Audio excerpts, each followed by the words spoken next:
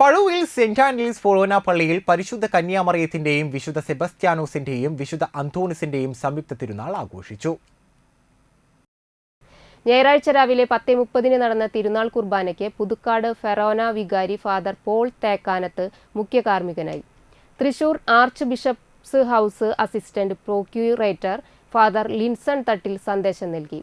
വൈകിട്ട് നടന്ന തിരുനാൾ പ്രദക്ഷിണത്തിന് ഇടവക വികാരി father doctor Vincent Cheruvathur, assistant വികാരി ഫാദർ ബെൻവിൻ തട്ടിൽ, ട്രസ്റ്റിമാരായ ജെയിംസ് ചാലിശ്ശേരി, സോബി ഡേവിസ്, റാഫി ആലപ്പാട്ട്, ഡിനോ ദേവസി, തിരുനാൾ general convener Ando Chalissery, volunteer convener Ando Mekkattukulam, വിവിധ കമ്മിറ്റി അംഗങ്ങൾ എന്നിവർ നേതൃത്വം നൽകി.